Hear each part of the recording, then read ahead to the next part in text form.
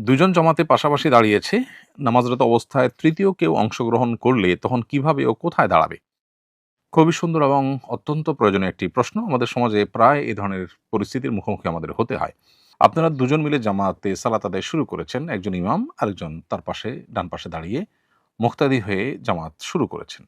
এর মধ্যে তৃতীয় কোনো ব্যক্তি যদি এসে আপনাদের সাথে জয়েন করতে চান, তাহলে সেক্ষেত্রে তিনি এসে ইমামের গায়ে হাতে আলতো করে টাচ করবেন বা কোনোভাবে ইমাম যখন নিশ্চিত হবেন যে হ্যাঁ, আরেকজন আমাদের সাথে এখন জয়েন করতে যাচ্ছে, তাহলে সেক্ষেত্রে ইমাম সাহেব সামনে জায়গা থাকলে সোজা সামনে চলে যাবেন।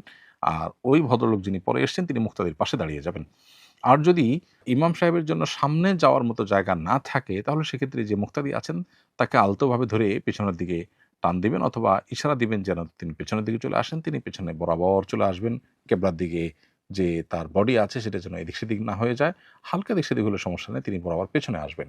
এবং তখন দুজন মুক্তাদি একসাথে দাঁড়াবেন আর ইমাম তো তার জায়গায় দাঁড়িয়ে আছেন। এভাবে সালাত আদায় করবেন। আর যদি সামনে অথবা পেছনে যাওয়ার কোনো জায়গা না থাকে, এমন জায়গা যে মুক্তাদিও পিছনে আসতে পারবে না, আবার ইমাম সাহেবও সামনে যেতে পারবেন না। অথবা ইমাম মুক্তাদি কেউ আসলে এই মাসআলা জানেনই না, যার কারণে তাদেরকে টানতে গেলে অথবা টাচ করতে গেলে তারা ভুল বুঝবেন বরং, তারা জিনিসটা জানেনই না। তাহলে সেক্ষেত্রে আপনি ইমামের বাম পাশে দাঁড়িয়ে, ডান পাশে তো একজন মুক্তাদি আসেনই, আপনি বাম পাশে দাঁড়িয়ে সালাত শুরু করতে পারেন। কোনো অসুবিধা নেই, নামাজ হয়ে যাবে, জামাত হয়ে যাবে। যদিও একাধিক মুক্তাদি থাকলে তখন ইমামের কর্তব্য সামনে আর মুক্তাদির পেছনে দাঁড়ানো।